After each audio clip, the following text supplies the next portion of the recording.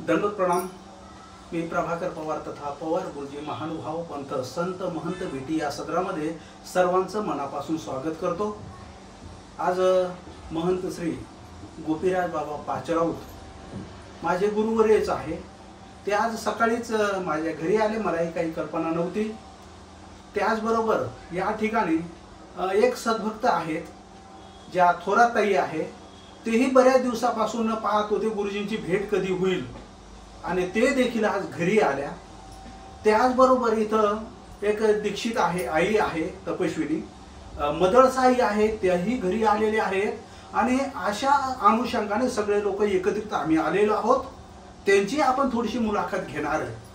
पण सर्व लोक म्हणत असतील गुरुजी आज तुमचा व्हिडिओ आला नाही, तर गुरुवारी ज्यावेळेस घरी येतात तो एक आपलं एक परम भाग्याचा दिवस आहे। म्हणून गुरुवारांना आपण तसं सोडायचं नाही, त्यांच्याकडून काय श्रवण करायचे, एखादी लीळा असेल, एखादा निरूपण असेल, काही माहिती असेल, आम्ही जे काही श्रवण करत आहे ते देखील तुम्हाला जसं तसं आम्ही तुम्हाला दाखवणार आहे। बाबांना विनंती करतो, बाबा आम्हाला सर्व सद्भक्तांना एखादी लीळा निरूपण करावी। सर्वज्ञ श्री चक्रधर स्वामी की जय। आहे ताई, दंडोत प्रणाम आहे। आपलं दंडोत प्रणाम। काय नाव आहे? मदाळसाबाई कपाटे। कपाटे ताई या ठिकाणी आलेले आहेत। आणि ताई आपलं नाव? पुष्पाताई थोरात। पुष्पाताई थोरात। कुठून आलात आपण? मी करंजगाव, लासूर। लासूरवरून तुम्ही इथे आलेले आहेत।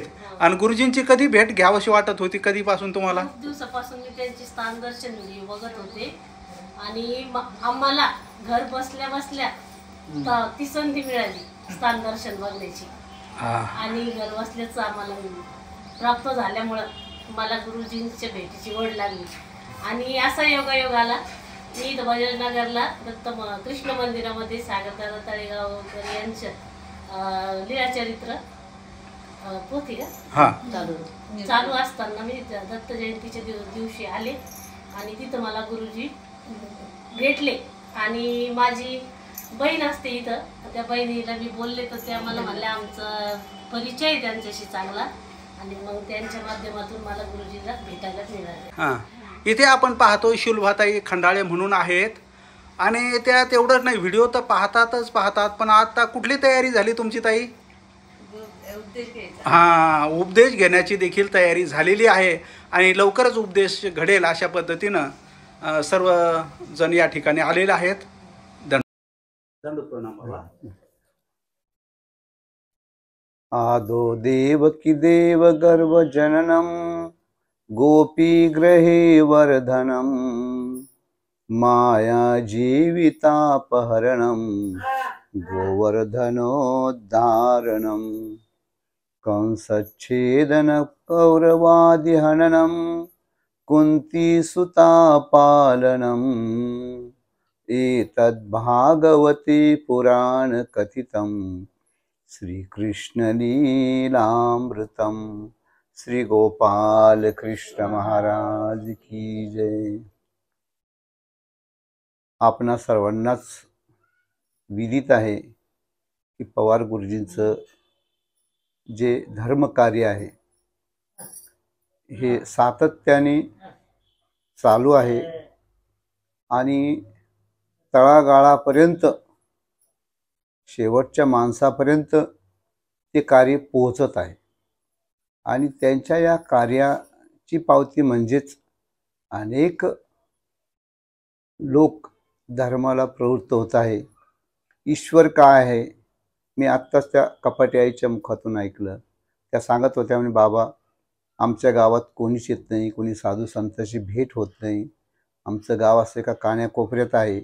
परंतु पवार गुरुजीच्या या चॅनलच्या माध्यमातून सगळ्या तीर्थस्थानाचं दर्शन घडून त्यांनी आणलं आणि त्या नुसतं स्थानाचं दर्शन नाही घडलं तर स्थानाच्या ठिकाणी ज्या लीळा घडलेल्या आहेत त्या लीळेच्या माध्यमातून मला अनुसरण्याची प्रवृत्ती झाली। माझा जन्म वाया जाऊ नये, भगवंत पुन्हा पुन्हा ज्ञान देतात आणि ज्ञान देऊन मी हा जन्म ज्ञान गमवते आणि हे एक जन्मात नसून मी असे अनंत जन्म अनंत सृष्ट्या वाया घालवल्या, असं हे या आईला या प्रबोधनाच्या माध्यमातून कळालं। म्हणजे कल्पनेच्या पलीकडे हे प्रचार माध्यम आहे. म्हणून प्रचार आणि प्रसार आणि प्रसारण हे इतकं प्रभावी शस्त्र आहे, प्रभावी माध्यम आहे. आणि या माध्यमातून पवार गुरुजींचे जो हाती घेतला उपक्रम खरोखर स्तुत्य आहे. साधनदाता श्री चक्र भगवंत त्यांना असाच ज्ञानाप्रेमाचा अधिकार घडो आणि त्यांच्याही अनुसरणाचा योग येऊ. त्यांची बोलण्यातून खूप तळमळ दिसते. जेव्हा अनुसरणाचा विषय निघतो तेव्हा पवार गुरुजीसुद्धा खूप भावुक होतात आणि थोड्याशा अडचणीमुळे ते थांबलेले आहे. मला थोरात ताईसुद्धा सांगत होत्या की बाबा पवार गुरुजींचं जो यूट्यूबच्या माध्यमातून आम्हाला सगळे तीर्थस्थानाचा योग घडून आणला. म्हटलं खूप आनंदाची गोष्ट आहे. देवाने तुमची इच्छा माध्यमाच्या माध्यमातून का होईना परंतु ते खरंच देवाने पूर्ण केली. कारण पवारताईने मला प्रश्न विचारला की बाबा हे तुमच्या घरी सगळे अन्य लोक आहे, कोणी महानुभावपंथी नाही, आणि मग तुम्हाला कसा असं योग घडून आला, तुम्हाला कोणता असं एकदम कळालं. आणि मग बोलत बोलत पवारताईने सांगितलं की माझं जन्मगाव म्हणजे पांडुरंजनगाव आणि मग त्या ठिकाणी आमच्या घराशेजारीच महानुभाव मठ आहे कृष्ण मंदिर या नावाने. आणि मग त्या मठामध्ये पहिलं सगळं अन्य मंदिरात राम मंदिर आहे, विठ्ठल मंदिर आहे, सगळ्या मंदिरात जायचं आणि मग आपल्या महानुभाव मंदिरात यायचं. आणि मग तिथं ज्यांनी मला संन्यास दिला त्या श्री गुरुजींचा योग आला आणि मग त्याने मला ती एक मराठी अनुवादित भगवद्गीता होती ती मला वाचण्याकरता दिली. आणि वाचायला दिल्यानंतर ह्या बऱ्याच अशा गोष्टीचा उलगडा होत गेला की आता आपण श्रीकृष्णाला तर सगळे जगच मानतो हे का नाही. आणि मग आता श्रीकृष्णानीच जे सांगितलं त्या गोष्टीला कोणी टाळू शकत नाही. आणि म्हणून मग त्या श्रीकृष्ण भगवंतांनी सांगितलेल्या तत्वाचा विचार नकळत माझ्या मनावर होऊ लागला परिणाम. की श्रीकृष्ण भगवंतांनी सांगितलं की देवता एक तत्व असतो जे आपण पुराणामध्ये 33 कोटी देवता म्हणतो हे का नाही. आणि जीवात्मा एक तत्व आहे ज्याला गुरुर ब्रह्म गुरुर विष्णू अशी म्हणून सुद्धा आख्यायिका या श्लोकाच्या माध्यमातून तळागाळाच्या लोकांपर्यंत पोहोचली आहे. आणि परमेश्वर सुद्धा एक आहे. मग जीव बी आहे, देवता बी आहे, परमेश्वर बी आहे. आणि हे जेव्हा मला वाचण्यातून येऊ लागलं, जेव्हा 15वा अध्याय वाचला, 15वा अध्यायामध्ये आलं का क्षरक्षाक्षर एवच. क्षर म्हणजे प्रपंच म्हणजे जड वस्तू जी आहे, 5 भूत आणि 3 तत्वापासून बनलेली जी प्रकृती आहे त्याला प्रपंच असं म्हणतो आपण. तो जड असतो है का नाही. आणि मग प्रपंच कळाला. क्षर म्हणजे प्रपंच. अक्षर या पदामध्ये देवता आणि जीवात्मा घेतलेला आहे. जे पुराणामध्ये 33 कोटी देवी देवता सांगितलेले आहे. एका अभंगात सुद्धा तुकाराम महाराजांनी म्हटलेलं आहे की स्वर्गीचे अमर इच्छिता ते देवा मृत्यू लोकी व्हावा जन्म आम्हा. स्वर्गात जे 33 कोटी देवता आहे ह्या सुद्धा अशीच अपेक्षा करतात की मानवाला जसा मनुष्याचा जन्म भेटला आणि भगवंताचं ज्ञान प्राप्त करून मानव जसा आपला उद्धार करून घेतो तसं 33 कोटी ही देवता सुद्धा हेच अपेक्षा करतात की आम्हाला मृत्यू लोकात माणसाचा जन्म भेटावा आणि आमचा उद्धार व्हावा. मग जर देवता जर अशी अपेक्षा करते तर आपण देवतेकडून अपेक्षा करणं हे कितीपत खरं आहे. म्हणजे ही आपली अज्ञानता म्हणायची आहे का नाही. मग कारण की सर्वसामान्य तळागाळात लोकांना काय वाटतं, सगळे देव सोडा आणि एकच देव धरा, सगळे देव सोडा आणि एकच देव धरा असं. म्हणजे हे जरा त्यांना अवघडल्यावानी वाटतं. परंतु त्यांना हे कळत नाही की श्रीकृष्ण भगवंतांनी हे सांगितलेलं आहे की सर्व देव नाही आहे, सर्व काय आहे, सर्व देवता आहे. जसं देशाचा प्रधानमंत्री हा एकच आहे का नाही, पंतप्रधान एक आहे आणि मग पंतप्रधानाच्या हाताखाली मुख्यमंत्री आहे, मंत्र्याच्या हाताखाली खासदार आहे, खासदाराच्या हाताखाली आमदार आहे, आमदाराच्या हाताखाली सरपंच आहे. ही जशी सिस्टम लागू आहे तशीच भगवंताची सिस्टम आहे.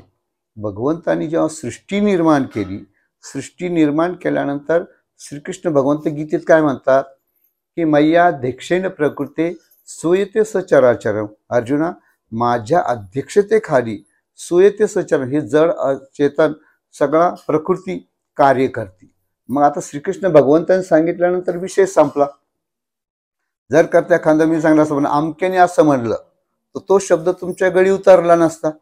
हो, एखाद्या संतांनी सांगितलं, एखाद्या थोर पुरुषाने सांगितलं तर ते तुमच्या गळी उतरलं नसतं. ते म्हणजे असं बाई काही सांगतात किंवा हे यांच्याच धर्माचं सांगतात, माझ्या कपड्याकडे पाहून सुद्धा तुम्ही म्हणले असते का यांचं मांडत राहतात.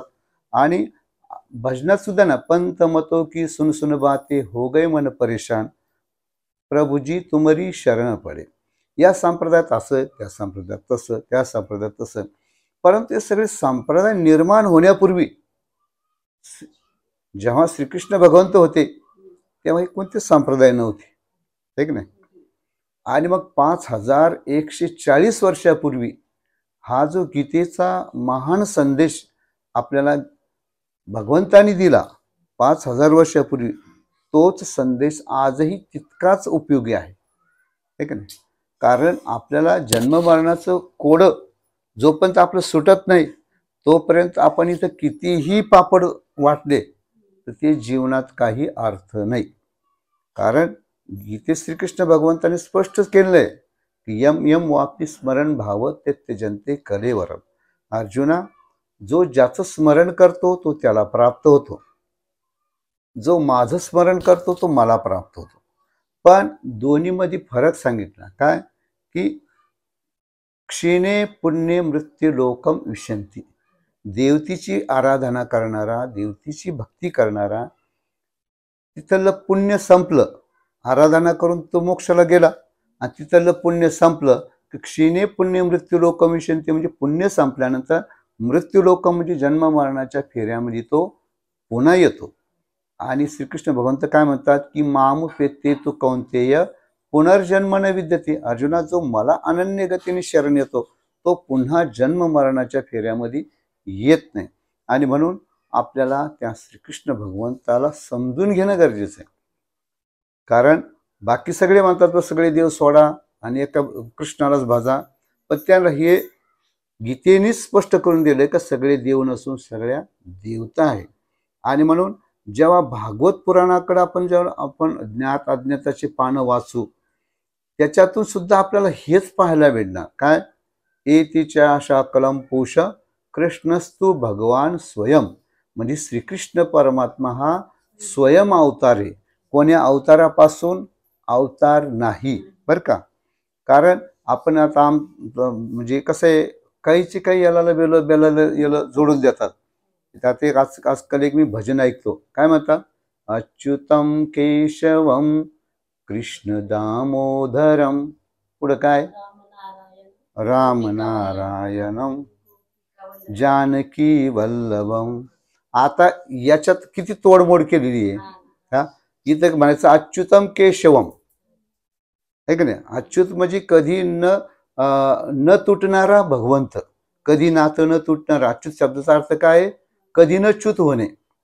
च्युत म्हणजे नाशवान, पतनशील.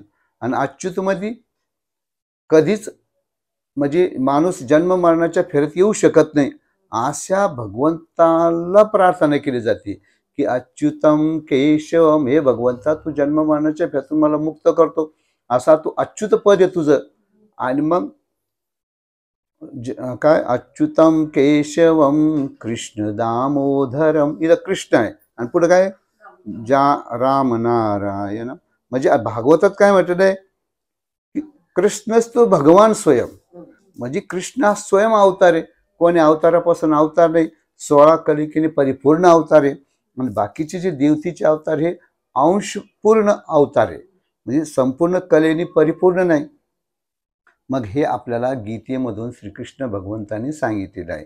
आणि म्हणून आपल्याला ती श्रीकृष्ण भगवंताची गीता जर समजली तर आपल्या जन्म मरणाचा फेरा चुकू शकतो. शास्त्र काय सांगतात की ऐसे अनंत जन्म वाया गेली.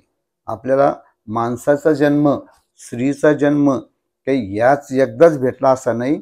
अनंत, अनंत शब्दाचा काय अर्थ आहे की ज्याची आपण गणतीच करू शकत नाही, काउंटिंग करू शकत नाही, मोजू शकत नाही. मग असे अनंत जन्म वाया गेले. मग कसे? स्त्रिये जन्म दिला, मुळीये जन्म दिला. स्त्रीचं काय काम आहे? चूल आणि मूल. एवढ्यातच तिचं ते बिचारीचं आयुष्य निघून जातं. मग आता असे एक स्त्रीचा नसून अनंत स्त्रीचे जन्म भेटले तरी उद्धार नाही. मोळीये जन्म दिला. मोळी म्हणजे जंगलात जाणे, लाकूड तोड्याचा जन्म भेटलेला आहे. तो काय करण? आता घर चालवायचं म्हटल्यावर जंगलात जाईन, जंगलातून लाकडं तोडन, गावात विकल, त्याचे पैसे करण, मग आपलं राशन पाणी आणन. म्हणजे याच्यातच त्या बिचाराचा जन्म निघून गेला. तो बी किती? असे अनंत जन्म. मग मोळीय जन्म, रुमणी आधी जन्म दिला. रुमण्या म्हणजे कृषी कर्म, शेती कर्म. आपण पाहतो आपले शेतकरीच आपण कुळातले आहोत. सकाळी जे शेताला लागल्या, कामाला लागल्यानंतर संध्याकाळपर्यंत त्या माणसाला सवड नसते. घरी आल्यानंतर म्हणजे दिवस कसा निघून गेला हे कळत नाही. आणि घरी आल्यावर बी आपलं जेवण केलं का, झोपला का, गेला. तर सकाळी उठला का शेत. म्हणजे असं करण्यातच आयुष्य जातं.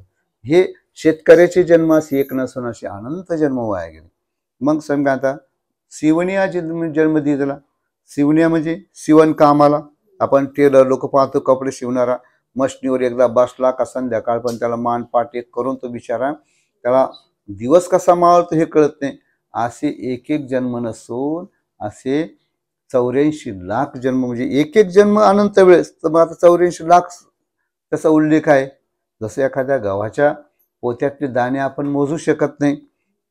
मग आता असे राशी शब्द आलेला आहे. त्या देवाने सांगितलं कर्माच्या राशी. जसं धान्याची एक रास आहे का नाही. मग आता एका राशीमध्ये किती पोते असतात? काही 10 क्विंटल 20 क्विंटल असं नाही, कितीही राहू शकतात. आणि मग ते राशी म्हणजे अनेक धान्याच्या राशी.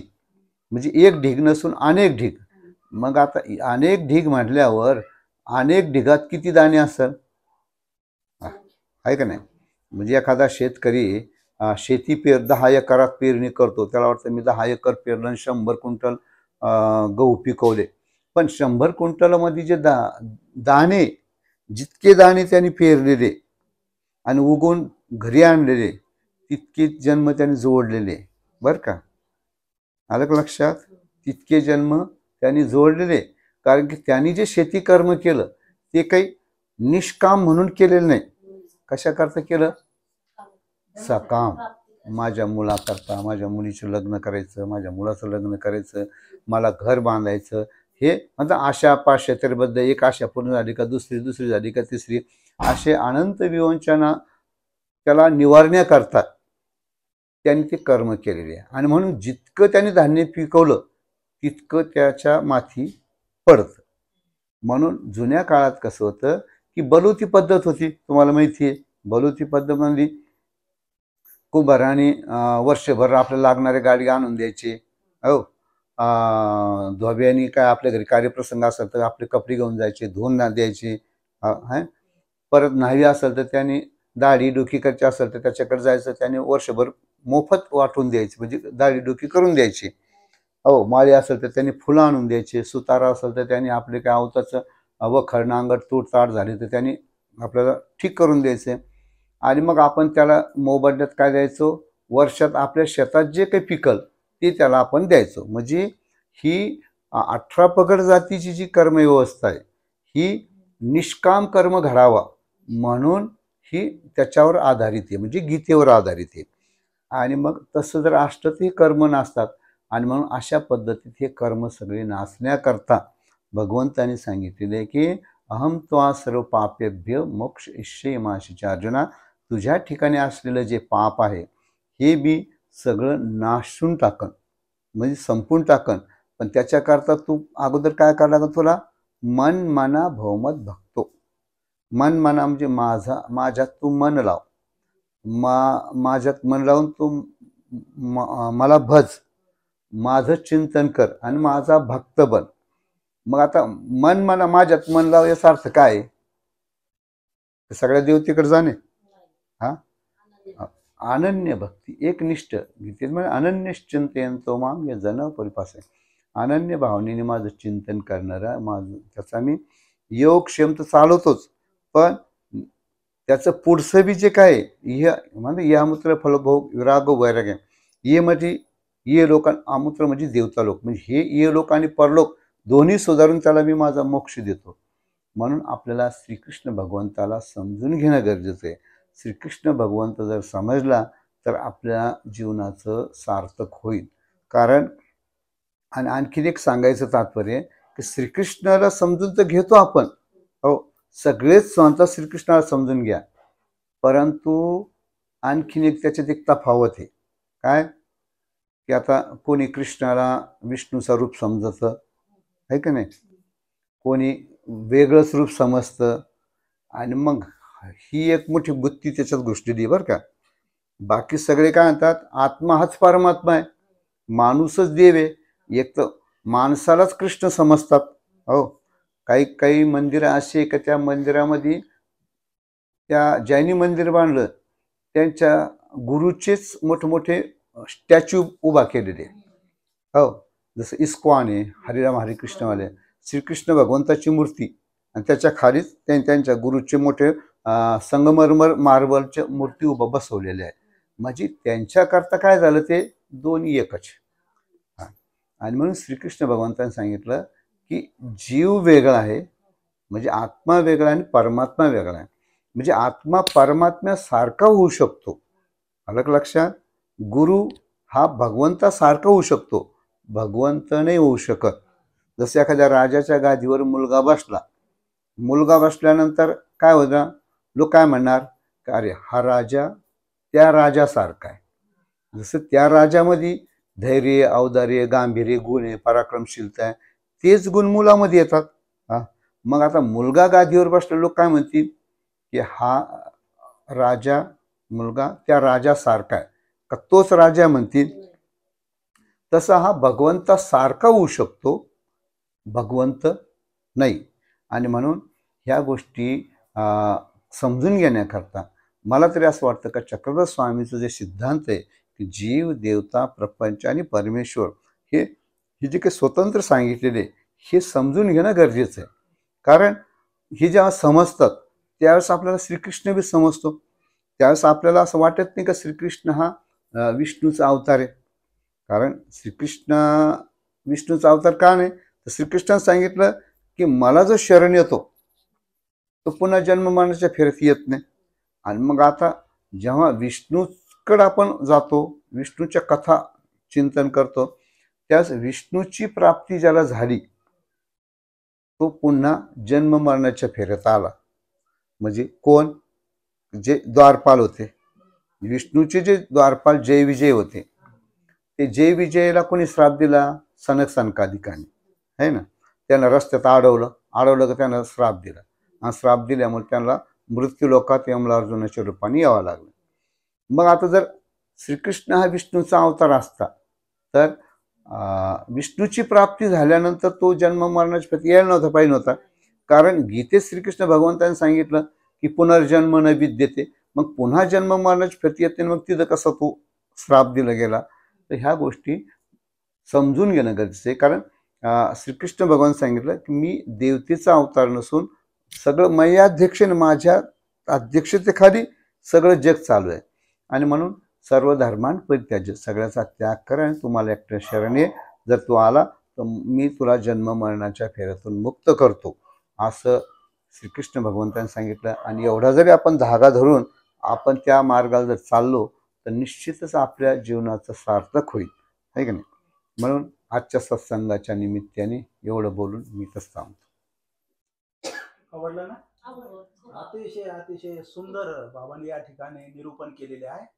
कधी कधी घरी सत्संग घडतो पहा. मी बऱ्याच ठिकाणी बाहेर जातो, तिथे सत्संग होतो, पण घरी देखील सत्संगात योग घडून आला. तर या ठिकाणी पुष्पाताई थोरात म्हणून आलेले आहेत, आणि ते असं ऐकून ते भजन खूप चांगलं म्हणतात. मला जर आवडलं असेल तर मी तुम्हाला ते ऐकवणार आहे. आधी मी ऐकतो कसं येते, पण पाहूया त्यांचं भजन आपण कशा पद्धतीनं म्हणता येते. तरले ते संत तुझिया नामे अनंत, तरले ते संत तुझिया नामे अनंत, दत्त म्हण येता जवळी, कृष्ण म्हण येता जवळी, जीवनाचा अंत, जीवनाचा अंत, तुझे रूप चित्ती राहो सोडिता मी प्राण, तुझे रूप चित्ती राहो सोडिता मी प्राण, मिळे जाणे मुक्ती ऐसे द्यावे मज ध्यान, मागतो मी चक्रधरा तुम्हा एक दान, मागतो मी चक्रधरा तुम्हा एक दान, मिळे जाणे मुक्ती ऐसे द्यावे मज ज्ञान, द्यावे मज ज्ञान देवा, द्यावे मज ज्ञान. पुष्पाताईने अतिशय भावपूर्ण भजन या ठिकाणी आपल्याला ऐकवलेलं आहे. मला देखील खूप आवडलं आणि मला आवडलं. मी बाबांना देखील विचारलं, बाबाही म्हणले खूपच चांगलं, हृदयाला भिडेल अशा पद्धतीचं भावपूर्ण भजन आपण ऐकलेलं आहे. चक्रधर स्वामी ते सोडून गेले, नागदेव आचार्यांच्या मनी दुःख थोर झाले, चक्रधर स्वामी. क्षीण होत चाले पहा त्यांचा देह गाडा, शरीराचे दश इंद्रिय सारे शिथिल अतिशय जाहले, चक्रधर स्वामी ते सोडून गेले, नागदेव आचार्यांच्या मनी दुःख थोर झाले, चक्रधर स्वामी. माझ्या घरी म्हणजे पवार गुरुजींच्या घरी आजचा सत्संग झालेला आहे. जे जे सत्संगाला आलेले होते त्यांच्याकडून थोडीशी आपण प्रतिक्रिया जाणून घेणार आहे. दादा आपलं नाव? राज थोरात. राज, आज कसं वाटलं तुम्हाला? आज सत्संगाला तुम्ही इथं आले पवार गुरुजींच्या घरी. फार सुंदर वाटलं. काय आवडलं त्यातलं तुम्हाला? ज्ञानाच्या गोष्टी भावानी जे काही आज निरूपण केलेलं होतं ते खूप आवडलं. वा, सुंदर. ह्या ज्या माझ्या धर्मपत्नी आहेत, तुम्हाला कसं वाटलं आजचं सत्संग? तुम्ही आज सगळं बाबांची सेवाही केली, सगळं योगदान दिलं. आज कसं वाटलं सर्व घरी आले आपल्या? तर खूप छान वाटलं. मनात पण नव्हतं आज काय घडेल, खूप छान घडलं. मनात देखील नव्हतं आज अचानक येतील साधू संत घरी आणि या सेवेचा जो काही आनंद हा वेगळाच आहे अशा आमच्या घरच्या म्हणतायत. पहा, या ठिकाणी जी ताई आहे खरं तर आपलं सर्वांचं भाग्य आहेत. ताई या ठिकाणी आलेत. ताई, तुम्हाला कसं वाटलं आज सत्संग? तुम्ही? खूप छान, खूप आनंद झाला. आणि काय पुष्पाताईच्या मनात खूप दिवसाची इच्छा होती की मला असं गायला कुठतरी भेटलं पाहिजे, कारण तिची ती इच्छा पुरीच राहत होती. आज योगायोगानं परमेश्वरचरणी प्रार्थना करते आणि पवार गुरुजीचा योग आला आणि त्या माध्यमातून पुष्पाताई भजन म्हटलं, हे खूप आनंदाची गोष्ट. छान. जिनं खूप चांगलं भजन ऐकवलं त्या पुष्पाताई. आज ताई तुम्हाला आता कसा वाटला आजचा सत्संग? माझ्या मनातलं इच्छा स्वप्न पूर्ण झाल्यासारखं वाटलं मला. बर बर बर बर. संत महंतांची भेटी झाली, त्यात गुरुजींची भेट झाली म्हणून तुम्ही खुश आहे म्हणून मला सांगत होते. आणि त्याबरोबर तुम्ही आज भजनही म्हटलं, हां, त्याच्यामुळे खूप आनंद झाला ना. या ठिकाणी पुढं शुल्भाताई आहेत. बाई शुल्भाताई, आजचा सत्संग कसा वाटला तुम्हाला? खूप छान वाटलं. काय आवडलं तुम्हाला आज? आज बाबांची जी भेट झाली ती सगळ्यात मोठं स्वप्न पूर्ण झालं असं वाटतं. संत महंतांची भेटी जी आहे ते फार महत्त्वाचं आहे. आणि आपण आता आज ज्याने सत्संग घडवून आणलं, जे सत्संग दिलं आहे, जे तुम्ही ऑनलाईन पाहणारे सर्व लोक आहेत, सर्वांसाठी बाबांचं मी 2 शब्द ऐकवतो तुम्हाला. बाबा, आज पवार गुरुजींच्या घरी जो सत्संग तुम्ही घेतला, अचानक घडून आला, त्याच्याविषयी 2 शब्द. मला ना जे पवार ताई थोरात ताई जे भजन म्हणले ना त्या भजनाचे जे शब्द आहे ना इतके जागृत होते की ते आज कल्पनाच करू शकत नाही। एका एकदम खेड्यामध्ये राहून धर्माबद्दल असलेली जी तळमळ आहे ती त्यांच्या शब्दातून प्रत्येक त्यांच्या बोलण्यातून जाणवत होतं। म्हणतात ना आरता परमेश्वर वाढोवाढी दिवसी जो आर्तवंत आहे त्याला भगवंत खरोखरच खेड्यापाड्यात जाऊन तिथून काढतात आणि आपलं ज्ञान देऊन त्याला अधिकार घडून ज्ञानाप्रेमाला पात्र करतात। खरोखर अधिकारी जीव कुठं कुठं कसे आहे हे भगवंताने आपल्या सूत्रातून दाखवलेले आहे आणि त्याची प्रचिती आज ताईच्या भजनातून मला जाणवली। दंडोत प्रणाम। आजचा जो काही माझ्याकडे सत्संग झालेला होता इथल्या कमी लोक होते पण सर्वांना तो आवडला। हा सर्वज्ञ श्री चक्रधर स्वामी की जय। दंडोत प्रणाम, दंडोत प्रणाम।